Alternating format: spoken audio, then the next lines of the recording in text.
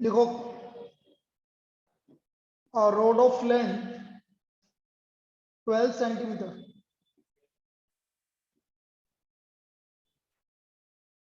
moves with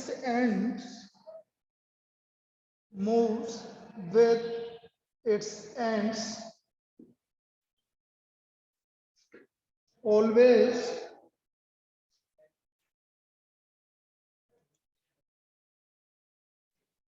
always touching the coordinate axis.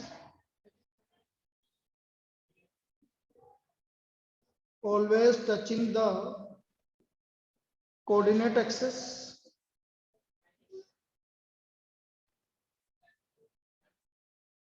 Determine the ball.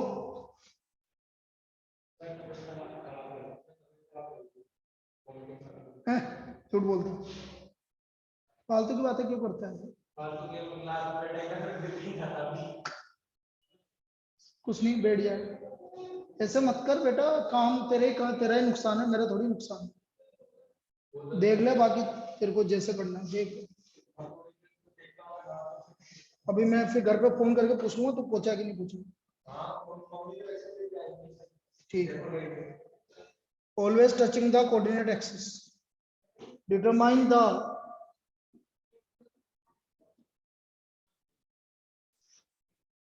equation of locus of a point P. Determine the equation of locus of point P on the road which is 3 centimeter,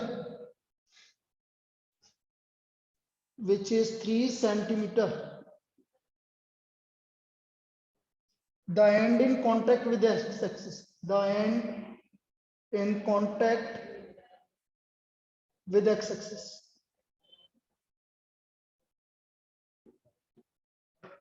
and in contact with x-axis. अब देखो ये क्या बोल रहा है, ये समझना।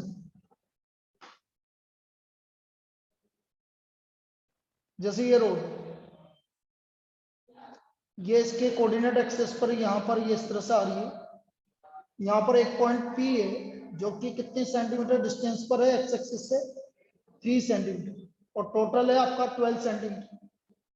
तो ये बचा बेटा 9 सेंटीमीटर। क्या बचा? 9 सेंटीमीटर। यहां तक समझ में आया क्या लिखा मैंने? बोलिए। 3 सेंटीमीटर, 9 सेंटीमीटर। अब यहां से आप क्या करिए, यहां से एक परपेंडिकुलर डाला आपने, यहां से भी एक परपेंडिकुलर डाला, और P पॉइंट को आप ले लो x, y, इसको आप ले लो L और इसको ले लो M, और ये एंगल थीटा है सपोज, तो ये भी एंगल थीटा होगा। ये चीज समझ में आई क्या? कि बड़ा बनाऊं? फिगर दिख रहा है कि बड़ा बनाऊं? शिवांग, अनिक्षा सर थोड़ा सा बड़ा बना दो।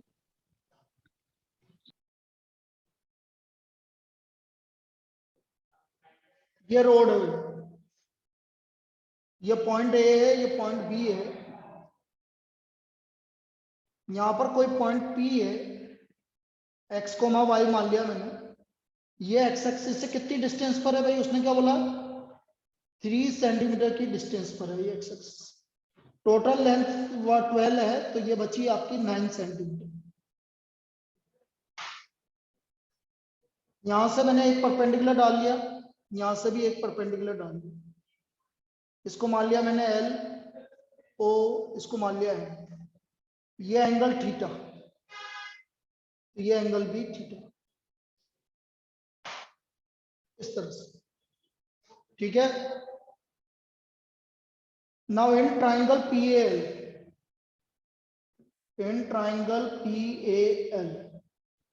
देखो बेटा, ये आपका यहां से यहां तक हो गया,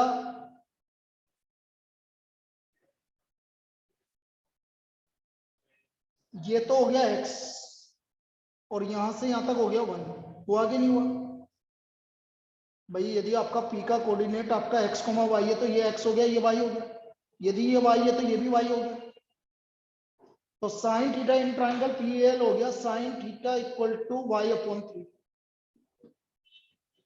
sine theta equal to y upon 3 first question. In triangle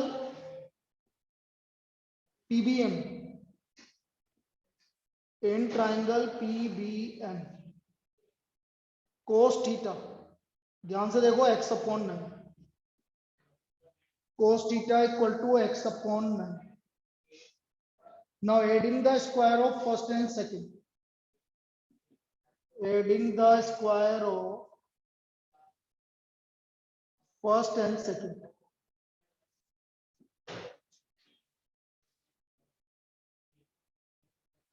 ये आ गया sine square theta plus cos square theta equal to y square upon 9 plus x square upon 81।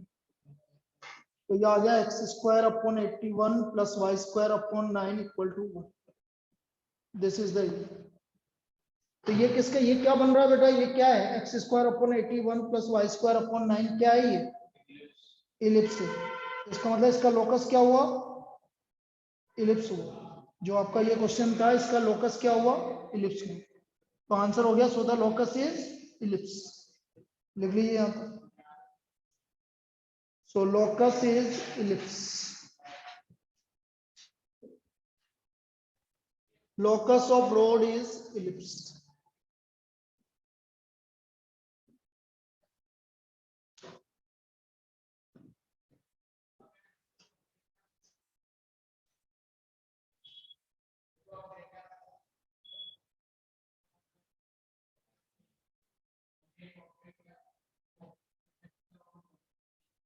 लिख लीजिए,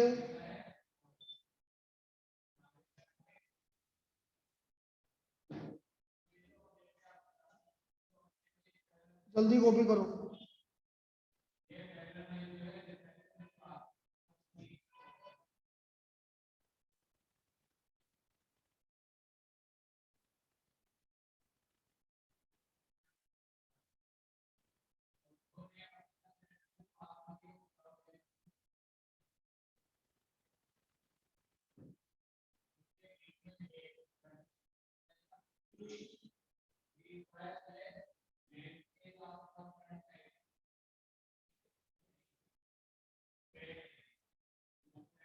मिल गया क्या, कहाँ मिला,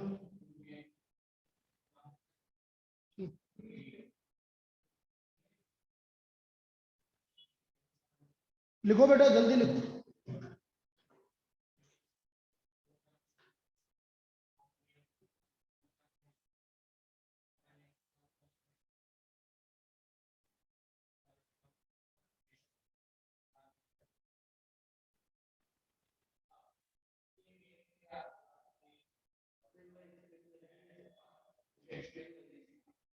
लिख तो सही पूरा,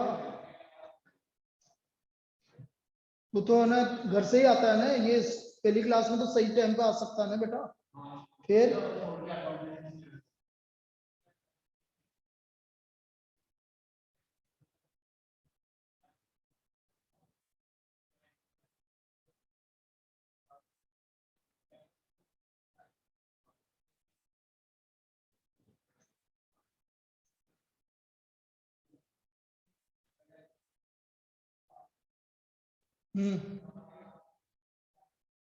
देखो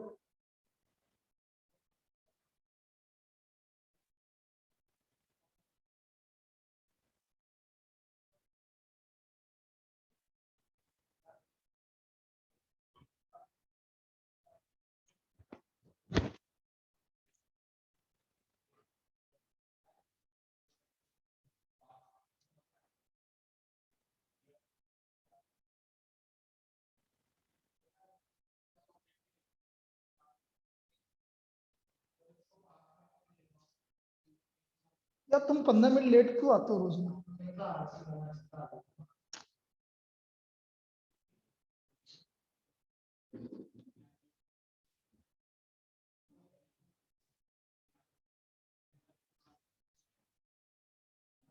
अब पहले क्वेश्चन के लिए अब दोनों कॉपी करोगे टाइम लगेगा इसमें।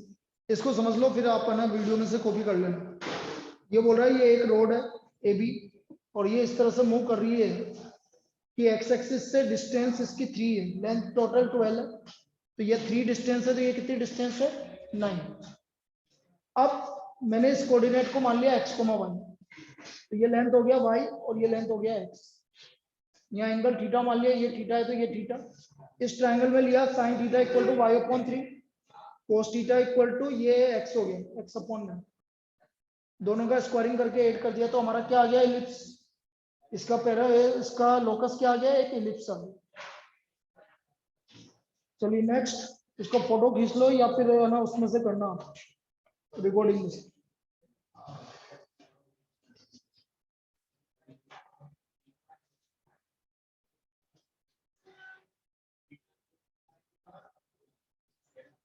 चलिए लास्ट प्रॉब्लम और फिर उसके बाद डेरिवेटिव स्टार्ट करेंगे।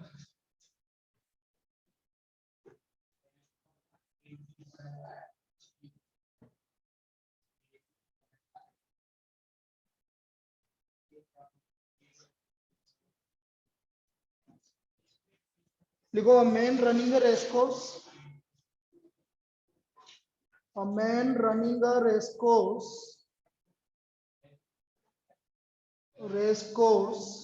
notes that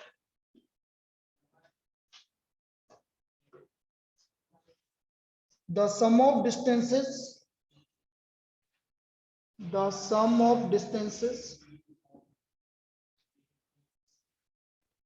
from two flag posts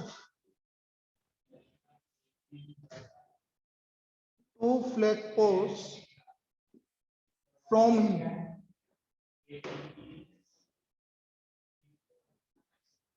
is always 10 meter,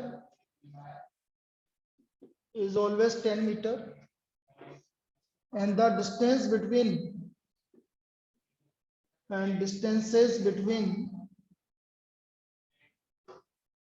the flag post is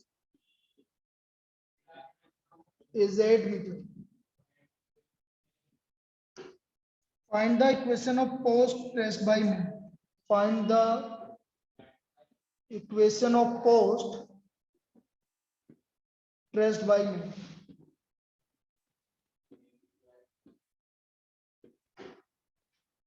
Equation of post traced by me.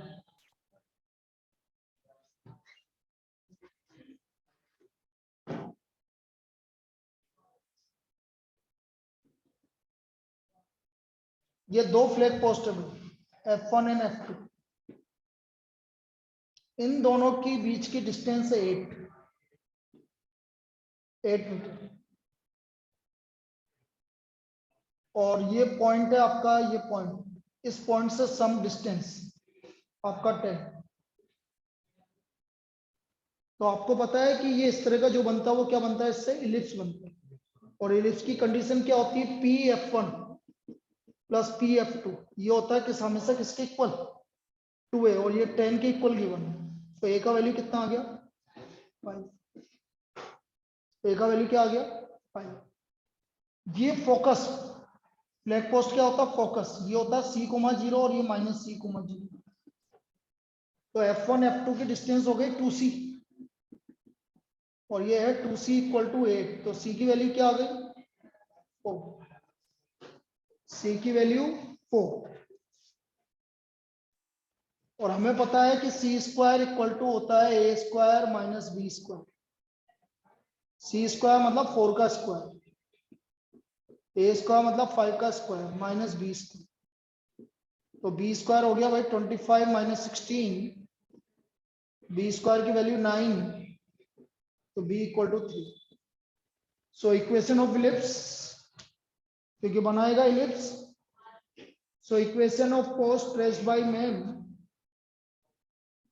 Equation of post traced by man, x² upon A² plus y² upon B² = 1, या x² upon A² मतलब 25 plus y² upon 9 = 1। बेटा time पे आना हो तो आया करो, नहीं तो मत आया करो। कोई दिक्कत नहीं, नहीं आओगे तो वैसे भी कौन सा रेगुलर है, नहीं भी आओगे तो कोई फर्क नहीं पड़ेगा।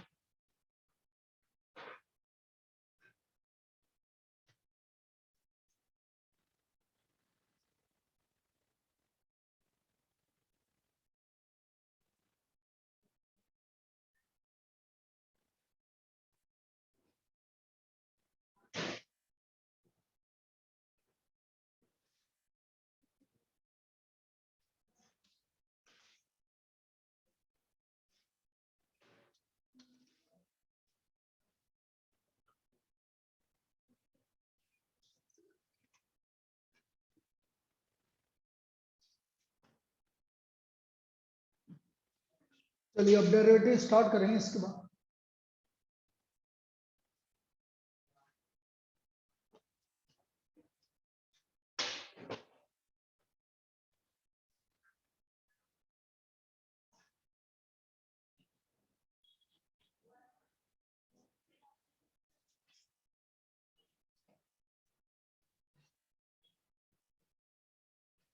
क्लास का पूरा माहौल खराब कर रखा है तीनों के तीनों, सही बता रहा हूँ।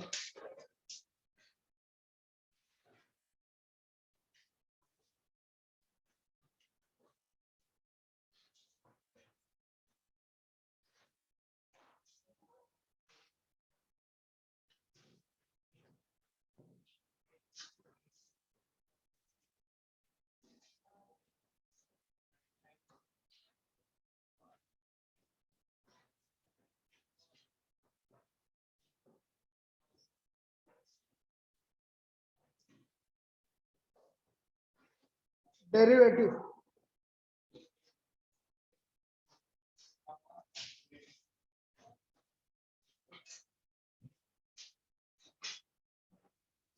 मैं उल्टा करवाऊंगा, पहले पहले मैं डेरिवेटिव सिखाऊंगा, बाद में फर्स्ट प्रिंसिपल सिखाऊंगा। अब आप बोलो वैसे होता क्या है, पहले फर्स्ट प्रिंसिपल होता है फिर डेरिवेटिव होता है। लेकिन क्या होगा यदि अपन ने पहले डेरिवेटिव करना सीख लिया तो फर्स्ट प्रिंसिपल जो आपका प्रूफ है, एक तरह से वो आपके प्रूफ है कि जैसे x का डेरिवेटिव 1 होता है तो वो 1 कैसा है, ठीक है। तो आपको पता रहेगा, या फिर पहले सिंपल वाले ने कर ले, लेकिन कोई दिक्कत नहीं है, डेरिवेटिव के लिए तो फॉर्मूला याद करना पड़ेगा।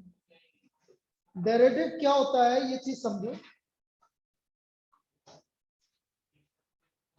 डेरिवेटिव का असली मतलब क्या होता है कि जैसे ये कोई कर्व है,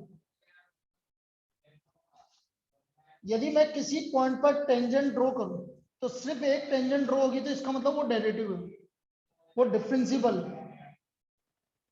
इसका मतलब ये पॉइंट, ये कर्व इस पॉइंट पर डेरिवेटिव है।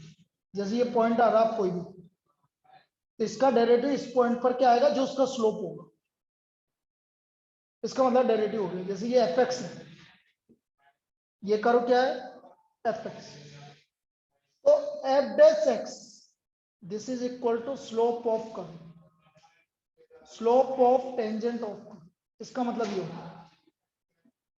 और ये यूनिक होता है, यूनिक टेंजेंट, एक ही टेंजेंट बनेगी बेटा, एक से ज्यादा नहीं बनेगी।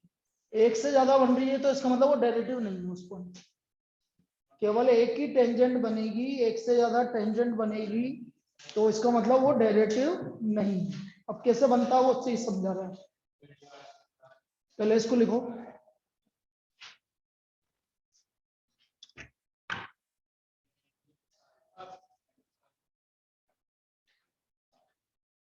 अब ये टेंजेंट, यूनिक टेंजेंट कैसे बनी, फॉर्मूला कैसे होगा, ये चीज समझो जो हमारे काम में आएगा फर्स्ट प्रिंसिपल में। फॉर एग्जांपल ये जो कर्व है, उससे पहले ये पॉइंट ये था, नेग्लिजिबल डिस्टेंस पर एक पॉइंट लिया मैंने, दूसरा पॉइंट नेग्लिजिबल डिस्टेंस पे ये लिया। सपोज ये पॉइंट है सी कोमा एफ सी, इधर पीछे जा रहा हूं तो इसको मैं लिखूंगा सी माइनस एच एफ सी माइनस एच, और बी पॉइंट को लिखूंगा सी प्लस एच एफ सी प्लस एच। एच के बारे में सब जानते हैं भाई, नेग्लिजिबल वैल्यू है। और ये इसकी टेंजेंट आपकी कोड ज्वाइन करने वाली है, ये नेग्लिजिबल है भाई, दिखाने के लिए इतना बड़ा दिखाना पड़ेगा ताकि आपको दिखे, नहीं तो ये नेग्लिजिबल डिस्टेंस है।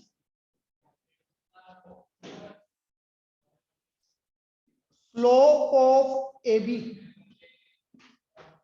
क्या होता है, y2 माइनस y1 अपॉन दो पॉइंट से ज्वाइन करने वाली लाइन का slope y2 minus y1 upon x2 minus slope दो पॉइंट को ज्वाइन करने वाली लाइन का स्लोप होता है y2 minus y1 upon x2 minus x1, ये स्लोप होता है। तो y2 मतलब एफ सी plus H minus F C, ये इसका सॉरी एक काम करो इसको P मान लो, slope of P F C minus H minus F C upon C minus H minus C, ये स्लोप ऑफ पी है। स्लोप सर ऑफ सी क्या है? पी क्या, ये वाला पॉइंट, ए पॉइंट ये रहा, बी पॉइंट ये रहा, पी पॉइंट क्या है C comma F C, A point क्या है सी माइनस एच एफ सी माइनस एच, काम में नहीं आएगा, सिर्फ ये बोल रहा हूँ। एक काम करो फिर इसको मत ज्वाइन करो, ऐसे ज्वाइन करो, दोबारा ज्वाइन करना है इसको, ऐसे ज्वाइन। मैंने निकाला स्लोप ऑफ पी ए, ये पी ए का स्लोप क्या होगा भाई, y2 minus y1 upon x2 minus x, ये किसका स्लोप हुआ, इस लाइन पी ए का स्लोप हुआ। ठीक है, प्रूफ काम में नहीं आएगा, बस सिर्फ समझाने के लिए बता रहा हूं। इसी तरह भाई स्लोप ऑफ पीबी निकालो, स्लोप ऑफ पीबी क्या होगा भाई, y2 माइनस y1 मतलब एफ सी plus H minus F C upon C plus H minus सी,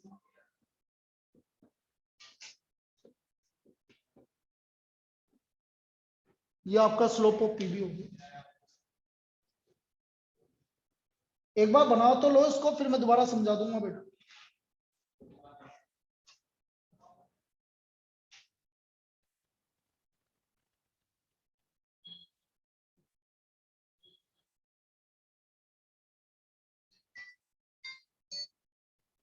हेलो, हाँ मैं अभी बाहर भेजता हूँ।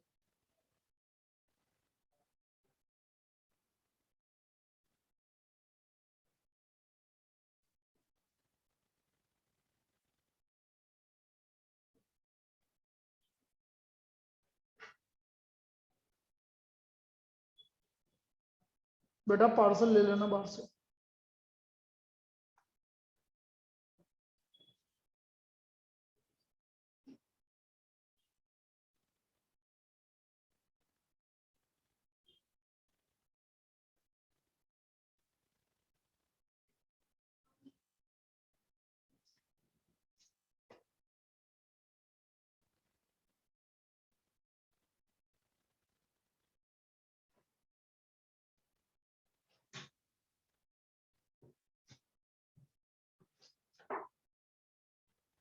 Now limit h tends to 0 f C minus H minus F C upon minus h equal to limit h tends to 0 f C plus H minus F C upon h. यदि मैंने H tends to 0 लगा दिया मतलब H negligible है, तो ये वाली जो लाइन है ना, ये किस में कन्वर्ट हो जाएगी, इस टेंजेंट। जैसे ये वाला डिस्टेंस 0 हो गया, तो देखो इधर ये डिस्टेंस 0 हुआ, तो 0 हो गया, तो ये लाइन किस में कन्वर्ट होगी, ये वाली लाइन इसमें। ये डिस्टेंस भी 0 हो गया, तो ये लाइन किस में कन्वर्ट हो जाएगी, इसमें। और ये कहलाता है इसका लेफ्ट हैंड डेरिवेटिव और राइट हैंड डेरिवेटिव। इसका मतलब ये इस पॉइंट पर डिफरेंशिएबल है, ये दोनों इक्वल आ रहे हैं तो ये पॉइंट डिफरेंशिएबल।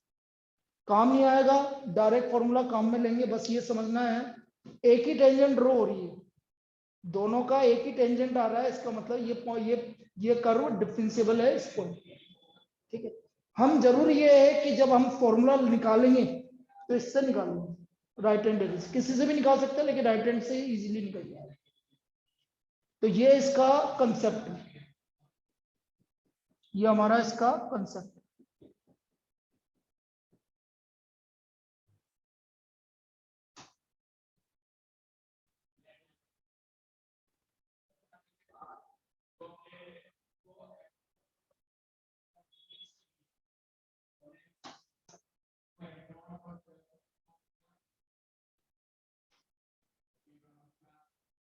अब हमारा टॉपिक चालू करते हैं। ये तो इसका कंसेप्ट था कि भाई एक ही टेंजेंट ड्रॉ होनी चाहिए। ये बोला, आपने बोला एक से ज्यादा टेंजेंट ड्रॉ होगी तो फिर वो फंक्शन डिफरेंशिएबल नहीं होगा, मतलब उसका डेरिवेटिव पॉसिबल नहीं है। केवल एक टेंजेंट बनेगी एक पॉइंट पर, एक से ज्यादा कभी नहीं बनेगी। इस पॉइंट पर इसके अलावा कोई टेंजेंट बन नहीं सकती। अब हम समझने वाली बात अब करते हैं, ये तो सिर्फ कंसेप्ट बताया। डेरिवेटिव को कैसे डिनोट करोगे? देखो तो डेरिवेटिव ऑफ एफ एक्स, इसको डिनोट करने का तरीका है f dash x. F dash x, f के ऊपर डैश लग गया मतलब f dash x. F x को हम जनरली वाई लेते हैं, तो एफ डैश एक्स मतलब d by D x, d by D x of y. D by D x का मतलब है differentiating with respect to x, differentiating y with respect to x, with respect to x, differentiating y with respect to x, y का derivative x के respect में।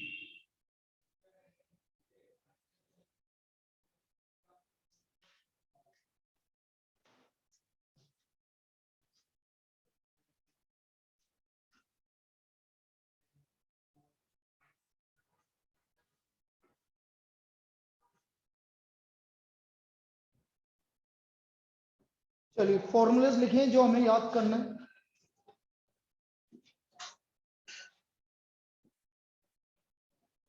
पहला formula D by D x of constant zero, भाई physics वालों को तो पता होगा।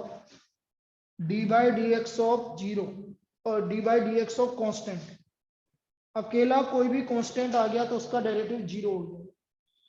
जैसे एग्जांपल, सपोज हमने बोल दिया f x equal to a square minus b plus two, तो इसका एफ डैश एक्स जीरो हो जाएगा,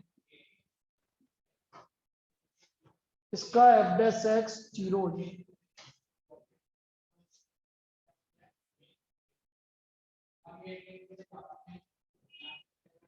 कांस्टेंट है तो कांस्टेंट का ए स्क्वायर भी कांस्टेंट है, बी भी कांस्टेंट है और टू भी कांस्टेंट है, तो इसका डेरिवेटिव जीरो हो जाएगा।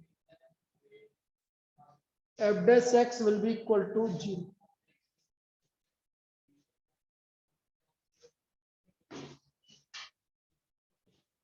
D by D x of x, x का एक्स के रेस्पेक्ट में डेरिवेटिव वन,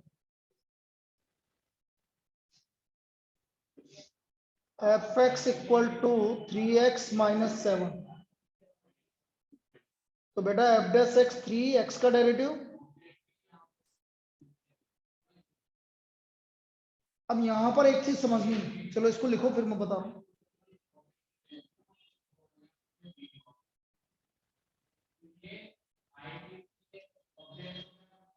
भाई या तो अकेला आना चाहिए कांस्टेंट, अकेला कांस्टेंट होगा तो जीरो कर दोगे, लेकिन कांस्टेंट किसी फंक्शन के साथ आ रहा है तो फिर कांस्टेंट का कुछ नहीं करना, कांस्टेंट को एज इट इज रखना। जैसे ये थ्री और एक्स, तो ये कांस्टेंट है लेकिन ये फंक्शन है, तो इसलिए कांस्टेंट एज इट इज। सिर्फ किसका डेरिवेटिव होगा? एक्स का। एक्स का डेरिवेटिव क्या होता है? वन। अब ये सेवन अकेला है तो इसका कांस्टेंट का डेरिवेटिव जीरो, तो इसका पूरे का डेरिवेटिव कितना हो गया? थ्री। ठीक है भैया, हम कभी बोलते हैं ना यार अकेला आएगा तो देख लूंगा, तो मतलब अकेला कांस्टेंट आएगा तो देख लेना, वरना यदि किसी और के साथ होगा ना आपका तो आप कुछ नहीं कर पाओगे, मतलब वेरिएबल के साथ होगा। जैसे एक्स के साथ आ गया, एक्स स्क्वायर के साथ आ गया तो आप कुछ नहीं कर पाओगे, फिर उसको एजीडी रखा रहने देना, बस इसका डेरिवेटिव होगा।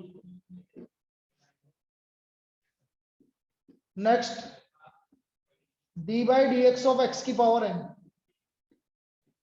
एन इंटू एक्स की power N minus one, D by D x of x की power N, N into X की power N minus one.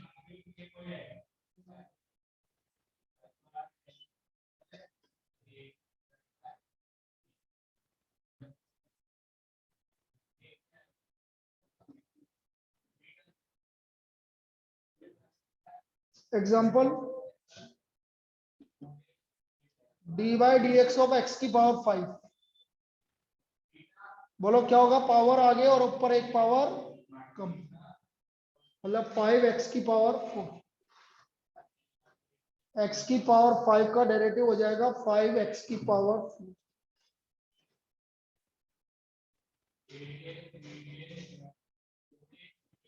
D by D x of x की पावर 11। बोलो x की power 10।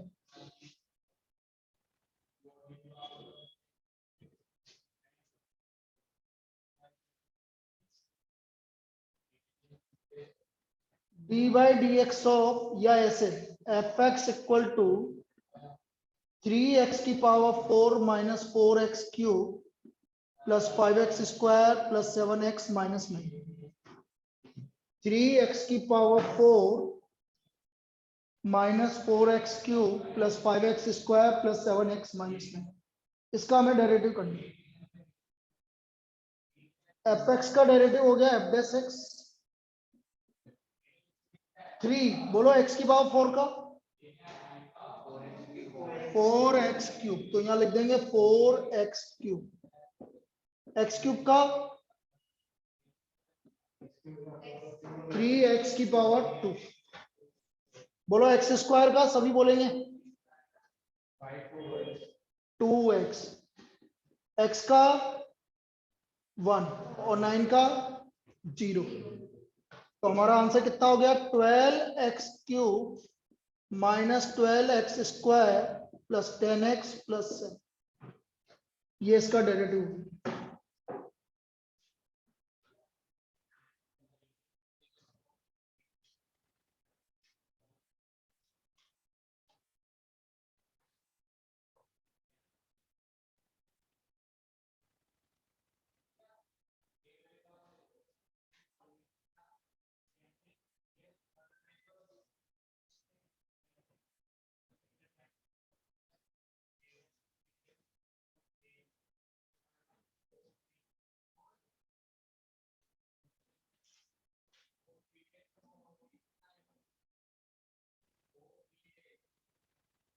क्या आया last वाला online, last वाला Yes, sir. समझ में आया भाई? किसी को दिक्कत है लास्ट वाले डिफरेंशिएशन में? x की पावर 4 का, हाँ बोला आयुषी। नहीं सर, कोई दिक्कत नहीं है। बाकी किसी को, आराध्य, अनिक्षा, राधिका? No sir. चलिए और देखो इसमें, जैसे एक और एग्जांपल लेते हैं, f x equal to x की power 100/100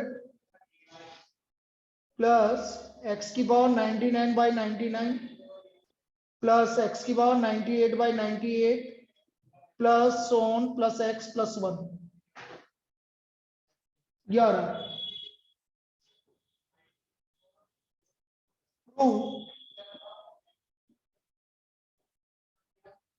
F dash 1 is equal to 100 f dash 0। ये आपकी एनसीईआरटी की प्रॉब्लम है। F dash 1 equal to 100 f dash 0।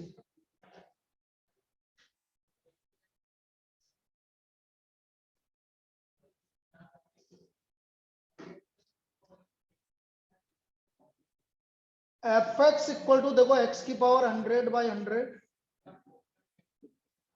Plus x की पावर 99/99 प्लस एक्स की पावर 98/98 प्लस एक्स प्लस 1। इसका एफ डैश एक्स निकाल रहा हूं मैं। बोलो एक्स की पावर 100 का डेरिवेटिव 100 एक्स की पावर 99 एक्स की पावर 98 एक्स की पावर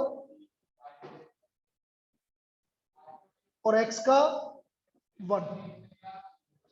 100 से 100 क्या हो गया, 99 से 99, 98 से 98। यहां तक कोई दिक्कत?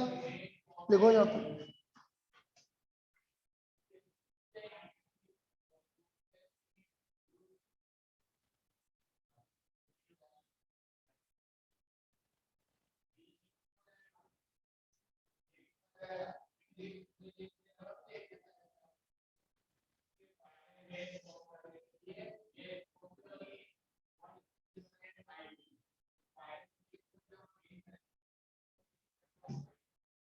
अब मैं एफ डैश 1 निकाल रहा हूं भाई, हर की जगह 1 रखूंगा, 1 की पावर 99, 1 की पावर 98, 1 की पावर 97, सो ऑन, और +1। तो बेटा ये 1 कितने, 1 की पावर 1 कुछ भी करो 1 ही आएगा, तो ये 1 कितनी बार आ रहा है? 100 बार आ रहा है। क्यों?